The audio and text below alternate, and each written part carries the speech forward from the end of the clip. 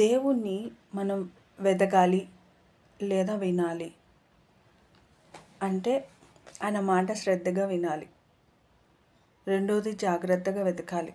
మూడోది ఒక గోల్ కలిగి మనం దేవుణ్ణి వెతకాలి. శ్రద్ధగా వినాలి అంటే దేవుడు ఏం చెప్తున్నాడో దానికి లోబడాలి. మొట్టమొదట లోబడిన వాడు తప్ప విజయం పొందుకున్నవాడు ఇంకెవరు లేరు. విన్న వెంటనే విధేయత చూపించాలి. ఎలా మాట్లాడతాడు దేవుడు? ఈ అంత్యకాల దినాల్లో హెబ్రీలకు రాసిన పత్రిక 1:1 ప్రకారం పూర్వమైతే నానా రకాలుగా ఆయన ప్రవక్తల ద్వారా మరి దేవుని స్వరం ద్వారా మాట్లాడేవాడు, కానీ దేవదూతల ద్వారా మాట్లాడేవాడు. కానీ ఇప్పుడైతే తన కుమారుని ద్వారా మాట్లాడుతున్నాడు అని ఉంది. మరి కుమారుని ద్వారా మాట్లాడుతున్నాడు అంటే కుమారుని స్వరం మనం వినగలుగుతాం. మరి కుమారుడు అంటే ఎవరు? యోహాను సువార్త 1:1 ప్రకారం ఆయన వాక్యం అయినాడు. ఆ వాక్యాన్ని యెహోషువ 1:8-9లో హృదయంలో భద్రపరచుకోవాలి, దాన్ని ధ్యానించాలి, బోధించాలి. ఎవరికి బోధించుకోవాలి? ప్రజలందరికీ బోధించి జీవితం అంతా ముందరికి పోవడం అనేది దేవుని చిత్తం కాదు. మొట్టమొదట నీకు నువ్వు బోధించుకోవాలి. వాక్యం అనేది ప్రత్యక్షతలోకి రావాలి. నాడు యెహోవా దూతగా ఆయన ప్రత్యక్షతనిచ్చినట్టుగా నేడు ప్రభువుగా పరిశుద్ధాత్మ దేవుడు మనకు ప్రత్యక్షతనిస్తాడు. అవసరమైతే దేవదూతలు లేదా దేవుడు తన వెలుగు ద్వారా ప్రత్యక్షతను అనుగ్రహించి మన విషయాలలో ఆయన మాట్లాడేవాడుగా ఉన్నాడు. ఆయన భాష 5 రకాలుగా ఉంటుంది మ్యాక్సిమం. మొట్టమొదట వాక్యము ద్వారా మాట్లాడతాడు. రెండవది వచ్చేసి ఆయన సేవకుల ద్వారా మాట్లాడతాడు. మూడవది వచ్చేసి కళల ద్వారా మాట్లాడతాడు. నాలుగవది వచ్చేసి దర్శనాల ద్వారా. మరి ఐదవది వచ్చేసి ఆయన మెల్లనైన స్వరం ద్వారా. స్వరము అనేది హృదయంలో నుండి వచ్చే ప్రేరేపణ అవుతుంది, లేదా ఒక మనిషి మనకు కనపడి ప్రత్యక్షత. చాలామంది అంటుంటారు కదా, ఆ సేవకుడు కనపడ్డాడు, ఈ సేవకుడు కనపడ్డాడు. చాలామంది నాకు కూడా సాక్ష్యం ఇస్తుంటారు, అక్క నేను కళలో చాలా పరిగెత్తిపోతున్నాను, భయంకరమైన శోధన, ఏమవుతుందో నాకు తెలీదు, నేను వెళ్తున్నప్పుడు ఒక తెల్లని చీరలో నువ్వు వచ్చి నా ముందర నిలబడి ఇప్పుడు రా చూద్దాం, నా కుమార్తెను వదిలిపెట్టి వెళ్ళిపో అంటూ నిలబడగానే ఆ శోధన నన్ను వదిలిపెట్టి నేను క్యాజువల్గా కింద పడిపోయినాను అక్క. లేదంటే అక్క ఈరోజు నువ్వు నాకు వచ్చి ఈ మాటలు మాట్లాడను, ఇలా దర్శనం వచ్చింది, ఇలా జరిగింది అనేసి నా ఆత్మీయ బిడ్డలు నాకు చెప్తుంటారు. అది దేవదూతలను దేవుడు మన పోలిక చొప్పున రూపొందించి మరి అనేకుల దగ్గరికి పంపిస్తాడు. మనం కాదు, మన రూపాన్ని ఉపయోగించుకుంటున్నాడు దేవుడు. అంటే దేవుడికి ఇష్టలుగా దేవుడి చిత్తాన్ని నెరవేర్చే విధంగా మనం ఉంటే మన ద్వారా ఆయన సేవ జరిగించుకుంటారు.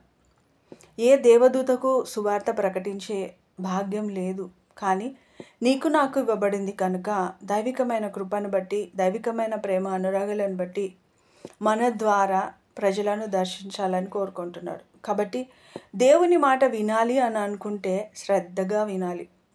మరి నిర్గమాకాండం 23:13లో అంటాడు, మొత్తం 23 అంతా చదవండి. ఆ 23 అధ్యాయం అంతా ఆయన ఏం చేయకూడదు, ఏం చేయాలి, ఎలా ఉండాలనే రూల్స్ రెగ్యులేషన్స్ అక్కడ చెప్పడం జరిగింది. అక్క ఓల్డ్ టెస్ట్మెంట్ నెరవేర్చబడింది అక్క, ఓల్డ్ టెస్ట్మెంట్ కొట్టివేయబడింది, దాన్ని మనం పాటించాల్సిన అవసరత లేదు అని అంటున్నాడు. అలా కాదండి, ఓల్డ్ టెస్ట్మెంట్ యొక్క సంపూర్ణత క్రీస్తు ద్వారా నెరవేర్చబడినందువలన ఇప్పుడు కృపకు పాత్రలు అయి ఉన్నాము కనుక ముందరికి వెళ్ళాలి. అయితే 2 ఆజ్ఞలు ఇచ్చినాడు. నీ దేవుడైన యెహోవాని నీ పూర్ణ హృదయంతో, నీ పూర్ణ ఆత్మతో ఆరాధించాలన్న అదే ఆజ్ఞని మళ్ళీ న్యూ టెస్ట్మెంట్లో కంటిన్యూషన్ చేస్తున్నారు. ఇక మిగిలిన 9 అంటే తల్లిదండ్రులను సన్మానించాలి, పరులది కోరకూడదు, దొంగలించకూడదు, ఇలా ఇవన్నీ, విగ్రహారాధన చేయకూడదు, ఇవన్నిటిని బట్టి ఒకటే ఇవ్వడం జరిగింది. అది నిన్ను వలె నీ పొరుగు వారిని ప్రేమించుకోమని. చూడండి, మనల్ని ప్రేమించుకుంటాము కానీ ఇతరులను ప్రేమించాం. కొంతమంది ఇతరులనే ప్రేమిస్తారు కానీ మనల్ని ప్రేమించుకోరు. అందువలన నువ్వు పడిపోకూడదు, నువ్వు ఓడిపోకూడదు, నువ్వు కూలిపోకూడదు. నీ ఆత్మీయ స్థితి క్రీస్తును బండను ఆధారం చేసుకొని నిలబడాలి.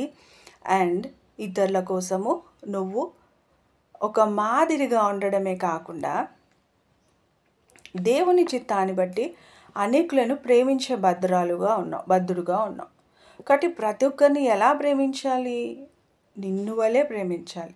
నీకైతే మంచి క్వాలిటీ, నీకైతే మంచిది తీసుకుంటావు, నీకైతే ఉత్తమమైనది తీసుకుంటావు. ఏది ఉత్తమమైనది, ఏది యోగ్యమైనది, ఏది మాన్యమైనది, దాన్ని బట్టి నీ గురించి నువ్వు ఆలోచిస్తావు కదా. అలాగే ఇతరుల గురించి కూడా నువ్వు ఆలోచించగలగాలి, ఇతరులను గురించి కూడా నువ్వు మొరపెట్టగలగాలి, ఇతరులని గురించి కూడా స్తుతించగలగాలి. సో అలా మనం దేవునికి ఇష్టలుగా ఉండగలిగితే, ఖచ్చితంగా నాలుకను జాగ్రత్తగా కలిగి ఉంటే, తర్వాత హృదయపూర్వకంగా దేవుని మీద ఆధారపడగలిగితే, ఖచ్చితంగా దేవుడు మనల్ని అన్ని విషయాలలో దీవించాలి, విస్తరింపచేయాలి, ఉద్ధరించాలి అనుకుంటున్నాడు. ఆయనకే అనేకమైన విషయాలు మనకు చెప్పాలన్న ఆశ ఉంది. బట్ నువ్వు ఆయనకు నీ మనస్సు ఇవ్వగలుగుతున్నావా? కాబట్టి మన మనస్సును కలిబిలిగా చేసుకొని, బిజీగా కలిగి ఉంటాం. సో అంత బిజీ ఉంటే దేవుడు మాట్లాడలేడు. కాబట్టి దేవుడితో కొంచెం సమయం ఏకాంతంగా కూర్చోవడాన్ని బట్టి, కొద్ది క్షణాలు దేవుని గణపరచడాన్ని బట్టి మన జీవితాలు మార్చబడతాయి. కాబట్టి జాగ్రత్తగా వినాలి, శ్రద్ధగా వినాలి, గురి కలిగి వినాలి. ఎప్పటి వరకు ప్రార్థన చేయాలా? నువ్వు వినగలిగేంత వరకు. ఎప్పటి వరకు కనిపెట్టాలా? నువ్వు వినగలిగేంత. ఎప్పటి వరకు దేవుని వదలకుండా ఉండాలా? నీ జీవితం ఉన్నంత వరకు. కాబట్టి రక్షణ అనేది నీళ్ళ బాప్తిసం ద్వారా మనం పొందుకుంటే నీ ప్రాణ విమోచన జరుగుతుంది. అభిషేకాన్ని పొందుకుంటే నీ ఆత్మకు విమోచన జరుగుతుంది. కానీ నీ శరీర విమోచన నువ్వు చచ్చేంత వరకు నీ శరీరాన్ని భద్రంగా కాపాడుకోవాలి. కన్ను చెడు చూడకూడదు, నోరు చెడు మాట్లాడకూడదు, చెవి చెడు వినకూడదు. అప్పుడు విన్నదాన్ని బట్టి, క్రీస్తుని గురించి విన్నదాన్ని బట్టి నీకు విశ్వాసం కలుగుతుంది అన్నాడు. క్రీస్తుని చూడడాన్ని బట్టి విశ్వాసం పెరుగుతుంది. క్రీస్తుని గురించి మాట్లాడాలి అంటే నీకు నువ్వు బోధించుకోవాలి, నీకు నువ్వు నెమరు వేయాలి రెఫరెన్స్ని.